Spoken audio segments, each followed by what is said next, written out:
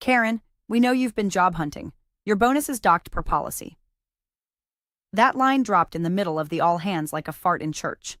1 second we were looking at slide decks about Q4 wins, and the next, Chad Jr., otherwise known as the CEO's son, new head of HR and full-time confidence in a discount haircut, was reading my name off a list like it was a damn warrant. My video was off, thank God. All anyone could see was a little circle with my initials, sitting quietly in the corner while my 20-year reputation got clotheslined by a man who once used vibes as a hiring metric. I didn't speak, didn't flinch. I just clicked my pen and jotted down the timestamp in my notebook, right between a doodle of a skull and a half-finished grocery list. Now, before we go any further, real quick favor. If you're listening and haven't hit that subscribe button yet, go on and do that. Toss a like too. It helps the team keep digging these stories out of the dirt and turning corporate train wrecks into confessionals. All right, back to the funeral I call my job. So there I was, 14 years deep into this company. I'd started when we were still operating out of a strip mall annex, with a copy machine that jammed like it owed the mob money. Back then, nobody knew what compliance meant. It was just me, 3 ring binders, and a prayer. I wrote half the damn infrastructure these clowns were standing on now. Ethics code, whistleblower protocol, vendor integrity agreements. And what do I get for it? A live public flogging over suspicious LinkedIn activity. The irony? I hadn't updated my LinkedIn since 2019, not even a new headshot, but apparently, viewing someone else's profile counts as an HR misdemeanor now, because Chad Jr. needed to flex his authority before his next avocado toast break. After the meeting, my inbox started vibrating like a motel nightstand. A couple of junior analysts, poor kids, sent messages that were clearly typed with shaking hands. Sorry you had to go through that, Karen. We support you. I didn't know they were going to name names. I replied to none of them. Not because I didn't appreciate it, but because I was already working on something more important. Phase 1. I pulled up the compliance drive, what was left of it, and started scanning for my old files. Some were missing. Others had been renamed or moved, probably to make room for Chad Jr.'s efficiency overhaul. That's what he called it in his memo, written in Comic Sans, no joke. I screenshot that too. The next morning, my access to the performance dashboard was revoked. Just gone. No email, no heads up. One day I was tracking vendor billing metrics. The next I got a 403 error and a shrug from IT. When I asked, they said, per new structure, your role is no longer authorized. Same department I built, same dashboards I created. But here's the thing about being in compliance for over a decade. You don't panic, you document. So I started keeping 2 sets of notes. One on my work machine, sanitized and professional. The other on a private notebook at home, which now had its own dedicated shelf in my closet labeled HR Clown Show. I wasn't angry yet. I was something worse. Calm. Calculating. Because when a man tries to burn you with a match you gave him, the least you can do is make sure he's standing in a puddle of gasoline. The first real crack came that Thursday, during a budget sync. Chad Jr. was grinning like he'd invented capitalism. He introduced new resource reallocation structures, which was code for gutting the compliance team and redistributing headcount to high-growth ops. Translation: his frat buddy's crypto project. The CFO looked skeptical, but didn't argue. Not yet. And me? I just nodded. 12 people used to report to me. By Friday, it was 4. By Monday, 1. And she was a temp. But the funny thing is, every time they erased one of my protocols, they did it wrong. They left breadcrumbs, broken links, mismatched policy versions, edits with no audit trail. It was like watching toddlers tear pages out of a safety manual while the house quietly filled with smoke. So I started saving everything. Email headers, Slack threads, meeting invites where I was removed but still received the auto-forward. I even kept the updated org chart where my box was grayed out like I'd died. And at night, after work, I'd sit in my kitchen with a glass of boxed Merlot and reread section 4.3.2 of the ethics manual. You know, the one I wrote, the one about retaliation, performance metrics, and the total voiding of executive bonuses when policies are breached in bad faith. Turns out, sometimes the most dangerous thing in a company isn't the loudest person in the room. It's the one who remembers where the paperwork is buried. They didn't fire me outright. That would have required a spine. No, they came for me like moths chewing a sweater. Quiet, stupid, persistent. By Wednesday, my team's budget was temporarily frozen for restructuring. By Friday, 3 of my junior analysts were rotated to agile pods, under a manager whose claim to fame was once tweeting a meme about KPIs that went semi-viral in a Lean Six Sigma subreddit. That's where we were now, downsizing by vibe. My shared drive access got patchier than a Midwest thunderstorm. I'd click a folder I built from scratch, 404. Try to reopen a policy doc I'd written. Permission denied. When I asked IT, they blamed cloud migration. Must have been a hell of a storm in the cloud, because every one of my files seemed to be migrating straight into the shredder. On Monday, I got a calendar invite for a compliance sync sent by a junior HR rep who used emojis in her subject lines. I clicked accept, only for it to vanish 10 minutes later with no explanation. A day later, I saw screenshots in a Slack channel, my metrics, my team's data, presented by someone else in a meeting I was never told about. The Sun, that smug boiled chicken in a suit, referred to me in those slides as legacy oversight, like I was some glitchy fax machine they hadn't gotten around to unplugging yet. Then came the email. Short, plain. From Sarah, my old mentee, one of the few I trusted. I'm so sorry. They told me not to say anything. That one hurt. Sarah was the one I stayed late for, coached through her first audit panic, defended when Chad Jr. wanted to ding her for low visibility. And now, she was apologizing from the other side of a silenced NDA. I couldn't blame her. They probably threatened her job with that same wet handshake of passive-aggressive menace they used on me. But that was the moment my pain turned into something else. Something sharper.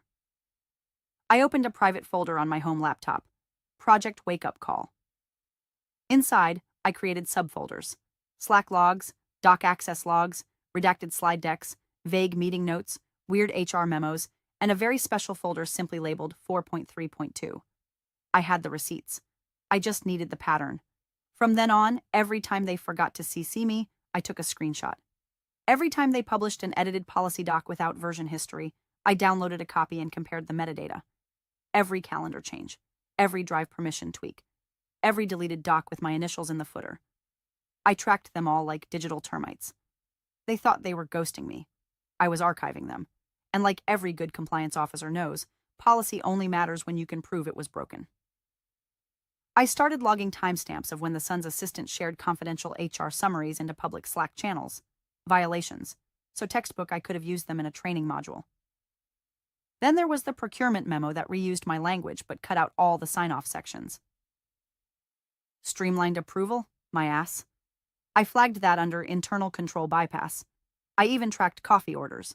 Yes, coffee orders. Chad Jr. had started hosting his stand-ups at a local cafe on the company card. What started as $15 lattes ballooned into $300 tabs with networking incentive, written in the memo. Some genius uploaded a receipt with the whole itemized breakdown into the finance Slack. I saved that faster than you can say IRS audit.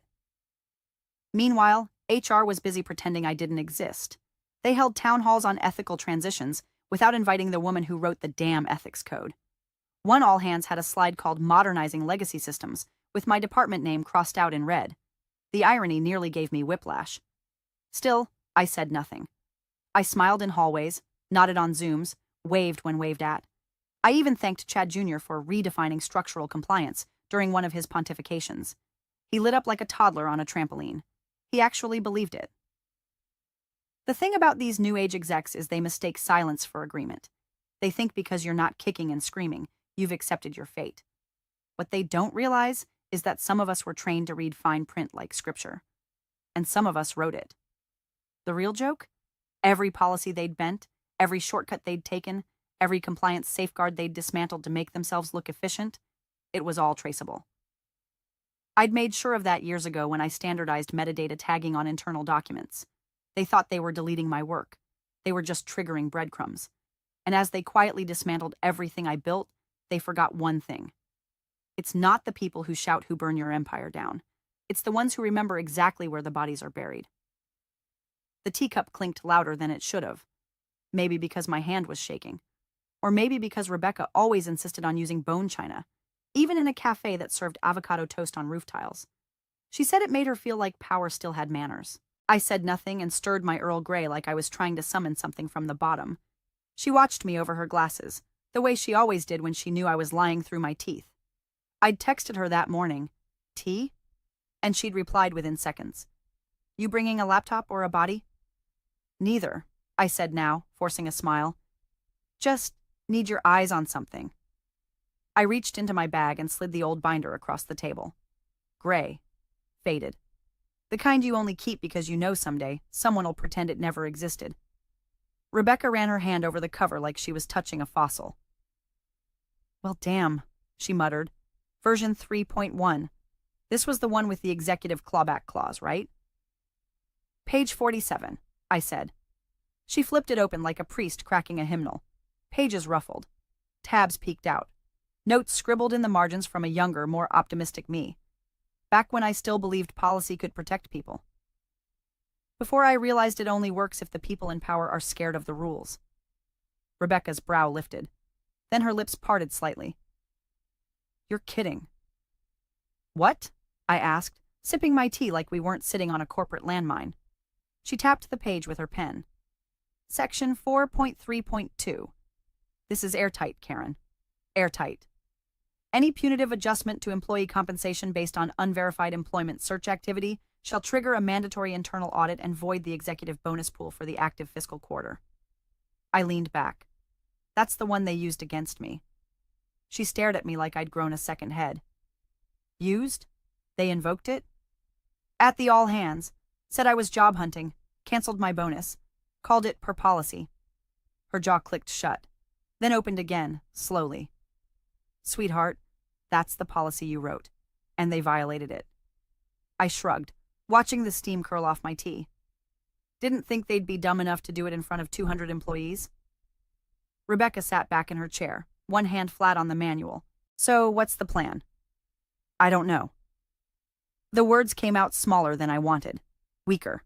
Not the cool, calculated Karen I'd been at the office, logging every deleted file like a librarian in a war zone. Here, in the soft cafe light, I was just tired. Maybe I just wanted to be reminded it was real, I added after a moment. That I wasn't crazy. Rebecca's look softened. You're not. You're just surrounded by idiots with Wi-Fi. She closed the binder gently, like sealing a coffin. This isn't just grounds for HR arbitration. This is policy sabotage. You built their skeleton. They're trying to wear your bones like a costume, and they don't even know how it fits. That got a smirk out of me. Barely. You still have the audit trail? She asked. Everything I can grab without setting off alarms. She nodded approvingly. Good. You always were sneaky. I laughed into my teacup. I prefer methodical. Whatever helps you sleep. She paused. Karen, you do realize you could blow this wide open. If the clause is still active and they're penalizing you without a verified investigation, they kill their own bonus pool. I finished. Yeah, I know. We sat with that for a minute, her thumb tapping the corner of the binder, me tracing a crack in the table like it was a roadmap. I just keep thinking, I said finally. I wrote all this to protect people. From retaliation. From manipulation. I never thought I'd need it for myself. Rebecca tilted her head. That's always the mistake. Thinking we build armor for other people. You built it. You own it. So if someone tries to use it against you, well, that's just poetic justice with a payroll twist. I smiled, but it didn't quite reach my eyes. You okay? She asked. I don't know. It's like I'm watching a car crash in slow motion, and I'm the one who installed the brakes. Rebecca sipped her tea. Then maybe it's time you reminded them where the brake lines are. I looked at the binder, at my name typed in the corner of every policy page, at the quiet, invisible authorship I thought didn't matter anymore. And something shifted. Not loudly, not dramatically, just settled into place. They hadn't just ignored me, they'd violated me. They'd taken my work, my ethics, and twisted them like coat hangers to hang their egos on. And now they were about to find out the difference between legacy and leverage. Rebecca stood and grabbed her coat. Text me if you need me to represent you. I thought this was off the record, I said. She winked. It was, but revenge always gets better press when it's fully documented. I watched her leave, my tea going cold. The binder sat there, quiet as ever, but suddenly it felt heavier. Not like a burden, like a loaded weapon. Her name was Maya, 19, maybe 20. Smelled like vanilla body spray and fresh optimism. First week in the office, she wore real slacks and took handwritten notes during onboarding. The kind of intern who still believed in collaboration and career growth. Poor thing. She was also the niece of a friend, which is the only reason I hadn't written her off as a walking HR Trojan horse. She knocked on my door with a legal pad hugged to her chest and said, "Hi, are you Karen? I'm on the compliance rotation. They said to shadow you for policy transition workflows." That was a mouthful of corporate soup, but I smiled and offered her the chair across from mine. She sat like someone expecting a pop quiz. "So," she chirped, "I've been going through the old ethics folders, but HR said to delete anything with a red tag unless it's been updated since 2021. I froze mid-email. Delete them? Yeah, they gave me a list. Said they were cleaning up legacy clutter. I thought I'd check in with you before I did anything drastic, but she looked down at her notes. I've already moved like 15 files to the purge queue. They said not to archive since it's a fresh systems initiative. My eyelid twitched. This wasn't incompetence.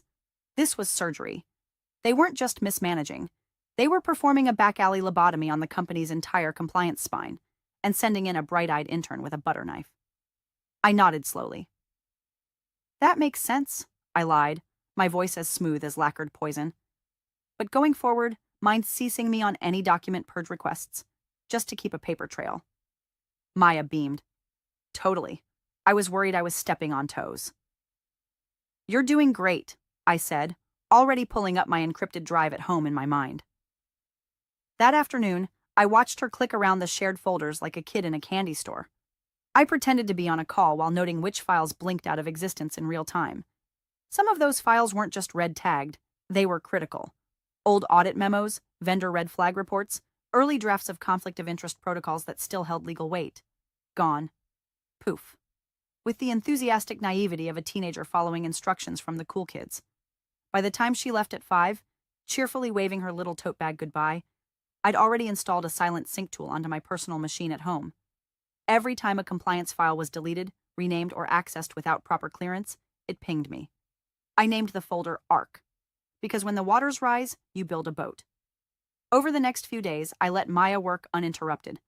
Every time she got a new deletion order, she'd swing by my desk and say, "Just giving you the heads up," like we were coworkers on a sitcom.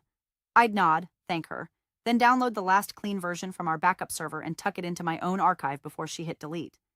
She never once asked why the backups weren't flagging her removals. They'd shut those off too. And that's when it clicked.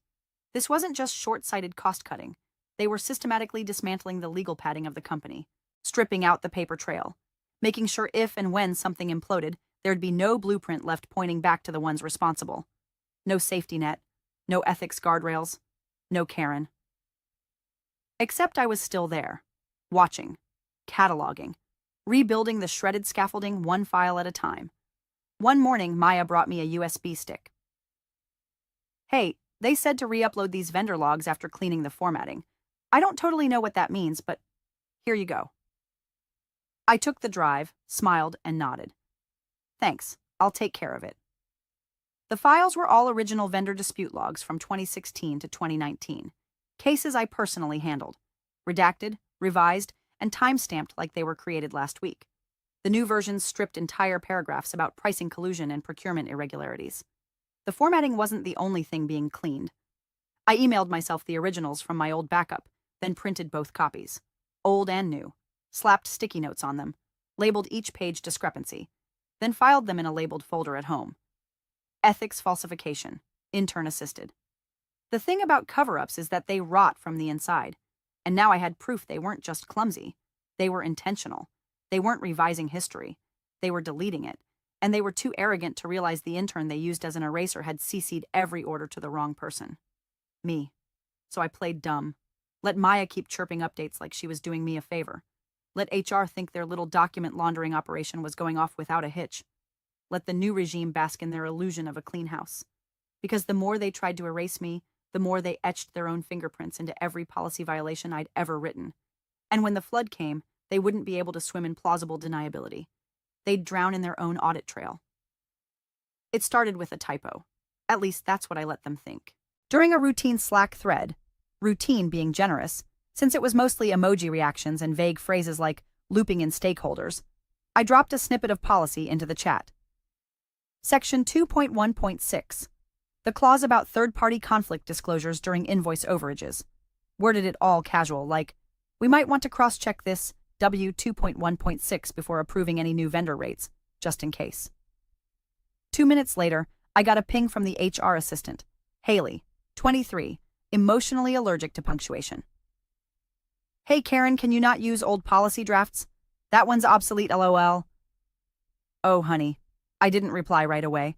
I clicked over to the policy index, then the metadata, then the version history. Guess what wasn't obsolete? Section 2.1.6. Live. Filed. Last updated 2 years ago. Not deactivated. Not even flagged for review.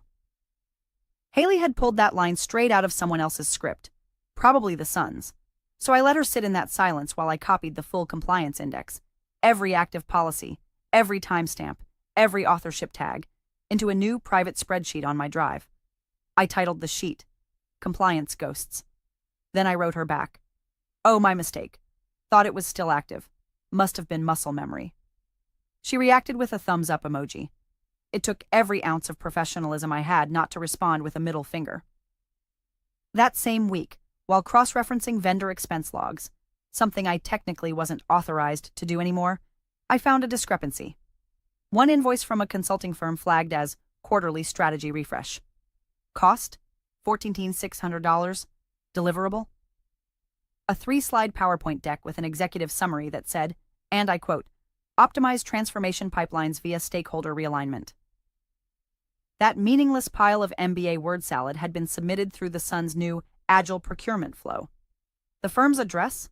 A co-working space in Tampa? The signature? Someone named Braden, with a Y. I dug deeper. Found 2 more invoices from the same firm. One for emergency brand alignment, another for cultural diagnostics. Same billing structure, same vague language, different months, different amounts. Same ghost company. It stank worse than the break room fridge after someone forgot tuna salad behind the oat milk. This time, I didn't say a word to anyone. I printed all 3 invoices, cross-referenced them with the policy I wrote on third-party approval, and slid them into a red folder I labeled Q4 Audit Prep. Then I added the chat with Haley. Then I added every obsolete clause that had been flagged as problematic by HR, including 3 more they were actively violating in their daily workflows. By Thursday, I had a folder the size of a textbook, and they still thought I was done. That's the funny thing about stripping someone of authority. If they know where everything is buried, taking away their shovel doesn't help you. It just means you won't see them coming when they dig it all up. I even started sending myself daily summaries at home under boring subject lines like lunch options or Q4 recipe list. Inside, annotated vendor logs, deleted Slack messages, timestamps from doc revisions, even phone call summaries when I overheard interns whispering about cutting through red tape to approve that Braden thing. Braden, with a Y. I'd remember that name if I ever had to testify under oath. Meanwhile, the Sun was getting louder, puffier. His pep talks turned into half-speeches about modern agility and streamlining legacy systems. He liked the word legacy, used it like a sword. What he didn't know was that legacy doesn't mean outdated. It means something that outlives you. Every time he changed something, deleted something, sunsetted a safeguard, he was dancing through a minefield that I had personally engineered for transparency. He just didn't realize the mines still worked. And I didn't even have to reset them. I just had to wait. They had removed the smoke detectors and handed me the lighter. By the end of the week, I added a sticky note to the audit folder. They think I'm gone. Good. I leaned back in my chair, sipping cold coffee while the Sun held another meeting about restructuring compliance to fit a modern lens. He said it with his sleeves rolled up and his chest puffed out. I watched from the back of the room, smiling. They didn't know the woman who wrote the rules was still in the room. And they had no clue that every time they broke one, I wasn't just taking notes. I was building their tombstone out of footnotes and fine print. They gave me a seat at the table that day, but not a voice. One of those long performative budget alignment meetings where the snacks are stale and the air smells like passive aggression and hand sanitizer. 8 executives, 2 department heads, 1 overconfident nepotism hire in a navy blazer he probably called Power Blue, and me, sitting 2 chairs down, carefully invisible. I brought a folder with me, black, unassuming, neatly tabbed. The kind of thing no one looks twice at unless it's opened. Inside, the past year of compliance metrics, vendor logs, redacted internal flags, and a little something extra labeled unauthorized discretionary adjustments, Q3. About halfway through the meeting, just after the IT lead finished a breathless rant about scaling cloud agility, the CFO leaned back in his chair and tapped his pen against his notepad. "Quick question," he said, not looking at anyone in particular. "Why have our compliance adherence metrics dipped by 17% quarter over quarter?" The room shifted. Quietly. The way it does when someone drops a real question into a pile of rehearsed fluff. The son, Chad Jr., still riding the sugar high of his earlier talent reinvigoration slide, cleared his throat. "Well," he started, "we've been moving away from outdated legacy frameworks. Karen's still adapting to our new priorities, but we're confident we'll realign by next quarter." I tilted my head slightly, like a house cat about to swat a goldfish off the counter. "Actually," I said, voice calm as chamomile, "I brought some materials that might help clarify." I reached into my bag and pulled out the folder. No drama, no grandstanding, just the quiet slide of truth across a polished oak table. "Here are the original compliance metrics," I said, flipping to the first tab. "Filed quarterly, documented by department. You'll see the tracking was consistent through Q2. Then, starting in Q3, discrepancies begin, mainly due to unsanctioned changes in vendor onboarding and revised reporting flows under the new structure." The son scoffed. "Karen, let's not get tangled in the weeds." I didn't even look at him. I kept my eyes on the CFO, who was now flipping through the pages like a man who'd just found a live wire in his soup. "If you want to compare current vendor logs to last year's, you'll find them tabbed in red," I added. "Notably, several invoices have been rerouted through a non-compliant pipeline. Cross-reference that with policy 2.1.6 and 3.4.1. The CFO didn't speak, just paused on one page. His finger rested on a consulting invoice, $18,200 billed for strategic stakeholder ideation. The vendor was Braden & Co. The deliverable? 3 bullet points and a blurry JPEG of a Venn diagram. The son started fidgeting. "We've engaged several innovative external consultants to help modernize our process. It's all part of our dynamic flexibility strategy." That was a lot of syllables for, "We're paying someone's buddy to scribble circles in PowerPoint." The CFO glanced up. "Karen, did you write these policies?" "I did," I said, folding my hands politely. "With oversight and legal review. They're still active." There was a beat of silence. You could almost hear the gears grinding behind the CFO's eyes. "Thanks, Karen," he said at last. "I will take a look." He didn't say anything else, but his next page turn was noticeably slower. Intentional. His eyes didn't flick back to the sun. They flicked back to the invoices. That's all I needed.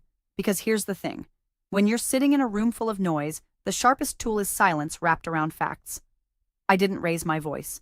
Didn't roll my eyes. Didn't even correct the son when he mispronounced fiduciary, like it was a cocktail. I just gave the CFO a mirror. Let him look into it on his own time. After the meeting, the son brushed past me without a word. Haley, his assistant, offered me a half-hearted smile that died before it reached her eyes. "And the CFO?" He left holding the folder. That folder would ruin someone, but not yet. See, I wasn't interested in a dramatic takedown in the conference room. I wasn't looking for applause or gasps. I was planting seeds, and now someone else had started to water them. They'd spent weeks painting me as a relic, a slow, outdated bureaucrat clinging to irrelevant policies. But in that room, for the first time, someone saw what I'd really become. A mirror. And they didn't like what they saw in it. The beauty of policy is that it doesn't scream.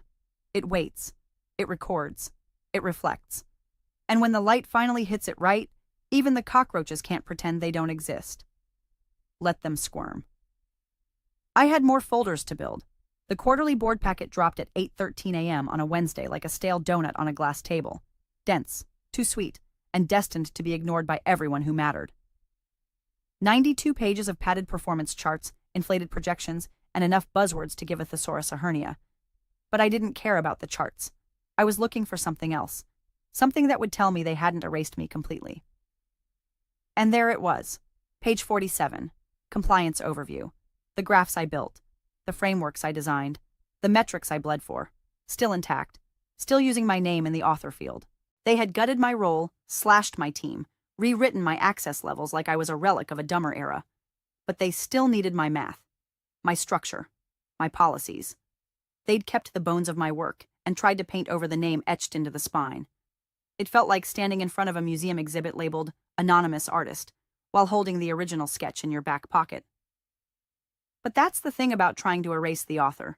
You forget she might still have the keys to the archive. I paged through the PDF with cold precision, noting every metric that had been kept, every field unchanged. I found 3 old audit samples with my initials in the header. Not one of them flagged. Not one of them edited. Sloppy, really. They were trying to remove me without realizing I'd built the duct tape holding this whole sideshow together. Then I opened the board's shared folder, the one reserved for materials the external auditor would review before the meeting, and I uploaded one last document. It was plain. 10 pages. Properly formatted. Titled, Compliance Clause 4.3.2, Policy Violation Trigger Examples. Inside, it included time-stamped screenshots from the all-hands meeting where I was accused of job hunting, Slack messages where HR joked about cleaning the deck by skipping formal investigations, email headers marked urgent that authorized bonus adjustments without a single compliance sign-off, and at the bottom of every page, in small print, a clause I had memorized in my bones. Any performance-based bonus decision made as retaliation for unverified job-seeking activity shall render the entire bonus pool void and trigger full internal audit review. Policy. Not threat. Not opinion. Policy. I flagged the file specifically for the external auditor. Not the board. They wouldn't read it. They never did. Half of them only attended these meetings for the catered lunch and an excuse to wear a blazer. But the auditor? He was different. He was the kind of man who once caught a $6,000 discrepancy in a client's travel reimbursement and filed a 17-page report about it. He'd read it. All of it. I sat back in my chair and stared at the screen. A deep, slow breath left my chest like I'd been holding it for weeks, because now it was out of my hands. This wasn't a revenge story with fireworks and screaming matches. It was a chess match, and I'd just moved my queen into place. They still didn't know what was coming. The son was busy prepping for the meeting like it was a high school debate final. Probably practicing hand gestures in the mirror, trying to look like he understood half the acronyms in the deck. I imagined him smoothing his thrift store Armani knockoff blazer, practicing lines like, "We've optimized the legacy systems with a future-forward lens," or some other TikTok MBA nonsense. He thought he'd won, that I was boxed in, outdated, obsolete. But while he'd been busy performing leadership, I'd been documenting leadership failure. And now, with one flagged document sitting quietly in a folder he'd never bothered to open, his entire bonus pool was floating in gasoline. All it would take was one spark. No press release, no email bomb, just quiet exposure in a boardroom full of people who understood one thing better than loyalty: liability. As the day rolled forward, I went about my work like nothing had changed. Answered emails, approved minor vendor requests, helped Maya draft a risk checklist she'd never be allowed to implement. And every so often, I'd glance at the shared folder, waiting for the auditor's initials to appear next to my document. At 3:27 p.m., they did. He downloaded it. No comment. No follow-up, just a small icon change, a match striking stone in the dark. That's the thing about policy. It doesn't need to shout. It just needs to exist in the right hands at the right time. And I'd just passed the torch. The boardroom was colder than usual. Probably the air conditioning. Probably the tension. Probably my own pulse slowing to a crawl as the moment I'd been building toward began to unfold like a loaded script nobody else knew they were in. I sat near the back, as always. Not out of shame, out of strategy. From the back, you see the whole stage. You hear the whispers before they turn into questions. You watch the looks pass between executives who realize they've stepped into a landmine field wearing stilettos. The son sat up front, all puffed posture and pregame smirk.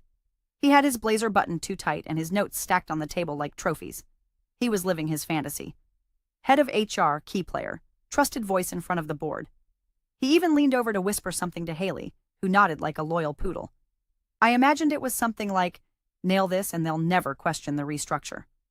Or maybe, "Remember to mention the diversity dashboard." The CEO sat beside him, looking worn but attentive. Unlike his son, He understood that board meetings weren't about noise. They were about not becoming the headline in next quarter's investor call. The external auditor sat with a copy of the packet, glasses perched low, voice steady as ever. He worked his way through the departments, flipping pages, issuing brief observations. IT compliance, improved. Procurement, flagged for late submissions. Finance, within thresholds.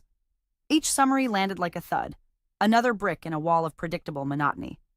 Then he reached Section 4. Compliance. My section. He cleared his throat. Now, on to internal ethics metrics. Specifically, policy adherence and Clause 4 3.2. I didn't move, just folded my hands in my lap. The sun was still smiling. The auditor's eyes scanned the page, then stopped.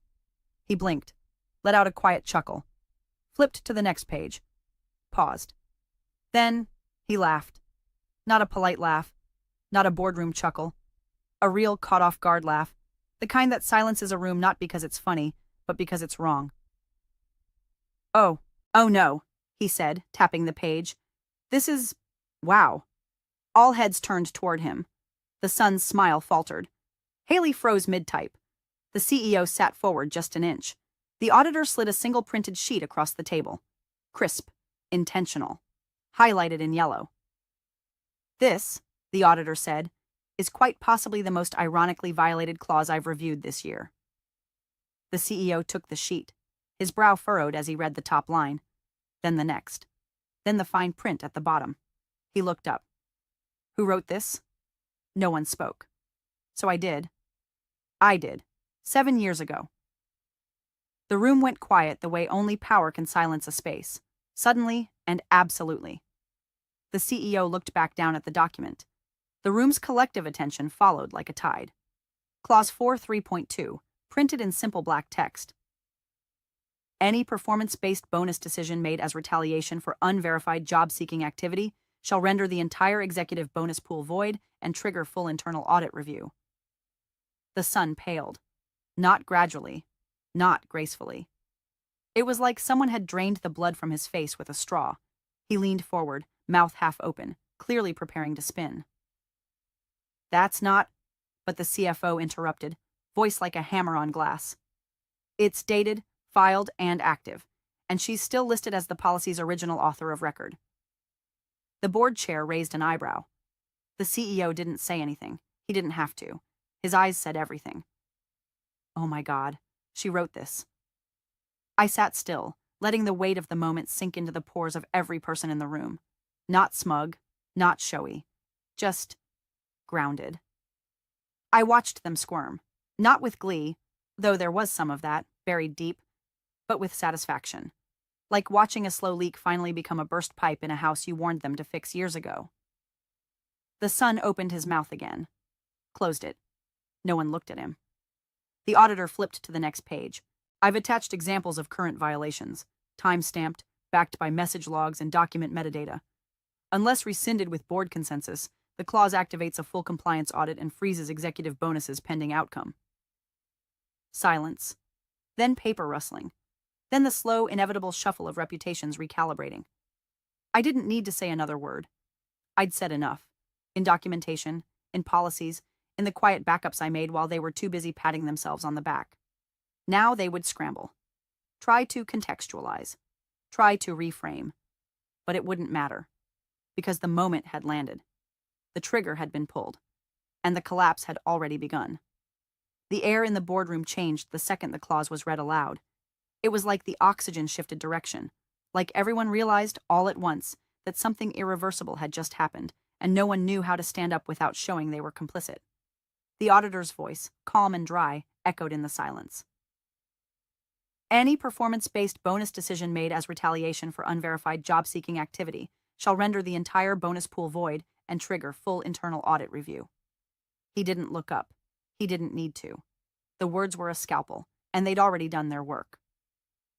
The CEO stared at the paper like it was in a different language. His eyes scanned the paragraph again, slower this time, trying to find some loophole, some escape hatch, some asterisk that might let him climb out of the hole his son had enthusiastically dug with a spoon made of buzzwords and unchecked ego. But there was no asterisk. Only my name, printed in the lower margin. Policy authored by K. Delaney, Director of Compliance. The son, red-faced and sweating now, leaned forward, voice cracking as he scrambled. That was never meant to. We didn't. The CFO didn't even glance at him. He held up the black folder I'd handed him 2 meetings ago. Calm, deliberate, every tab labeled, every receipt documented, every page marked with signatures and version history. It's dated, the CFO said, cutting across the stammer. It's filed, it's active, and she's still your policy author of record. And then he looked at me. Not with pity, not with surprise. With respect. A thing I hadn't seen on his face in years.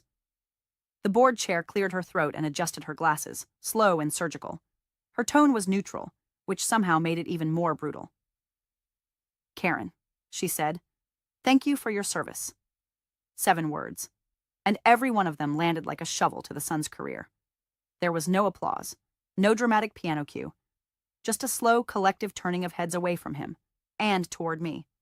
It wasn't loud, but it was absolute.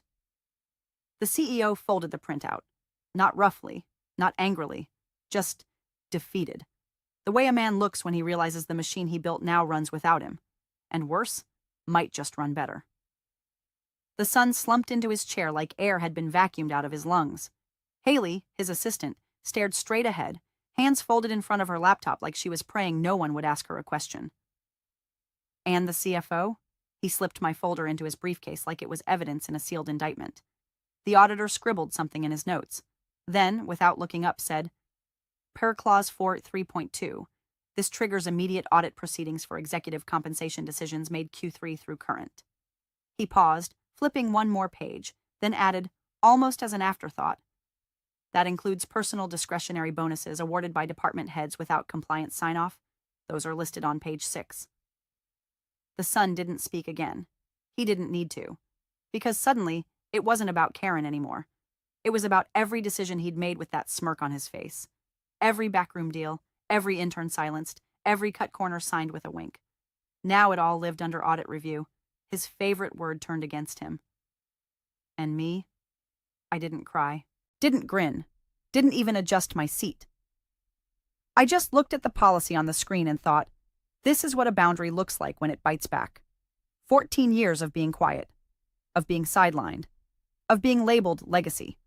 Of building the entire ethical backbone of a company only to be told I was too cautious, too procedural, too slow for modern leadership.